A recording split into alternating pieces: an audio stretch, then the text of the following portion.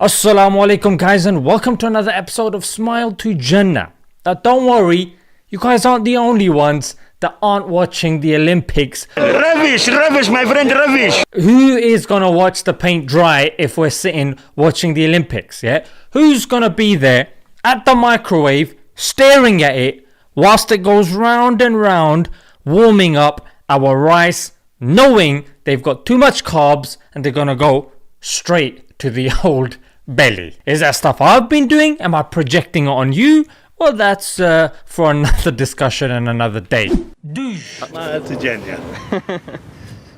A couple of videos back, I covered the female Norway handball team who wanted to wear slightly longer undergarments because it was a bit embarrassing and they felt it was a bit sexist. And because of that, they got fined for it.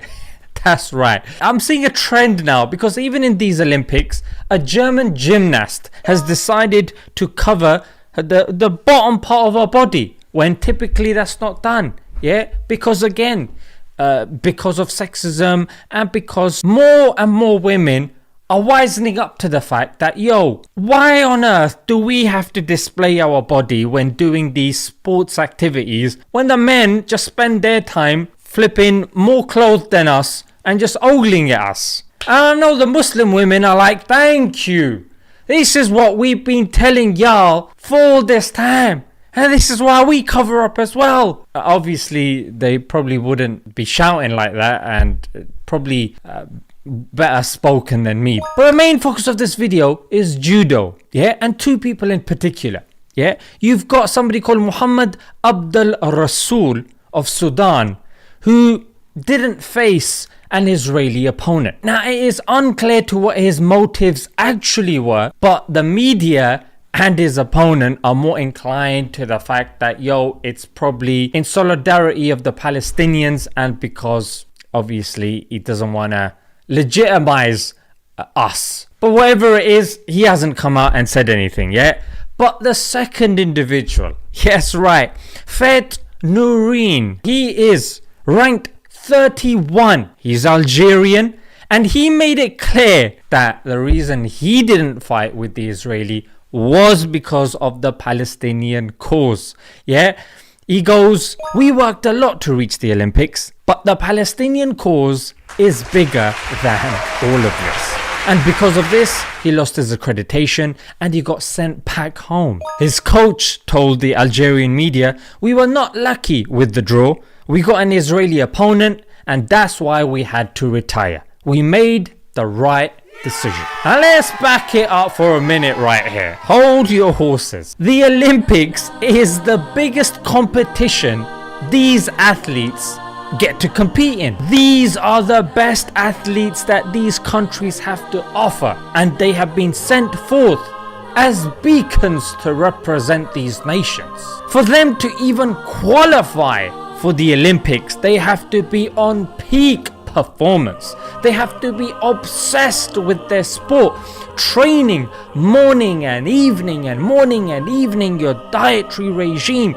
You have to live and breathe the game. And for him to discard all of that for his Palestinian brothers and sisters, Allahu Akbar. I mean, I am in awe of this man. What sacrifice, what inspiration for the Ummah. In a time where some people are saying Dajjal is gonna be here any minute, counting down the seconds, whilst others are so tired of hearing negative news and have lost hope.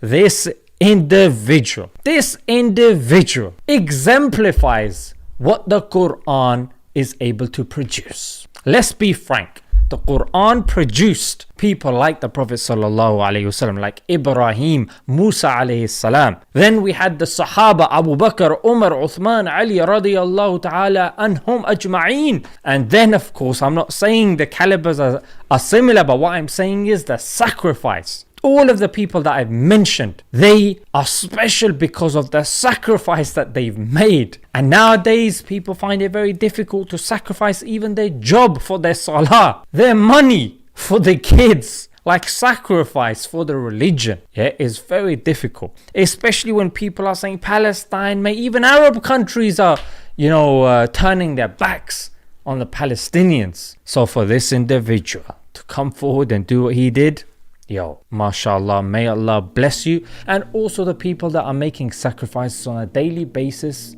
but they're unknown to you and me. Even if it's people that are boycotting Israeli products in their homes. Be it a few brands. I know you can't boycott everything. Be it a few brands, prominent brands that you're boycotting. So at least on the day of judgment, you can stand in front of Allah. So Ya Allah, I wasn't able to go and help them. I wasn't able to do this and that. But I did what was in my control, my power, the little that I could do. And this is what it is. Yeah, we had Hajj that just finished very recently. And you can see the 3 jamarat, the 3 pillars that as Muslims we throw the pebbles against, because that's where the shaitan appeared in front of Ibrahim alayhi salam. But the question arises, why are Muslims still throwing pebbles? Does shaitan come and stand there? Of course not. What you're throwing at him is the sunnah. That's what you're throwing. You're throwing the sunnah at him. Yeah, you might not be able to do these grand things, but don't give up on the small things that you and I do. Because Allah will deal with the oppressors. You know what I'm saying? Allah has a plan for them. But we need to do what we can from our side. Alright guys, let's leave it there. Until next time. Assalamu. Oh yeah. And if it's any consolation, yeah, the Israeli guy lost in the quarterfinals. I just thought I'd put that out there. You know what I'm saying? Yeah. Oh yeah, until next time. Assalamu alaikum.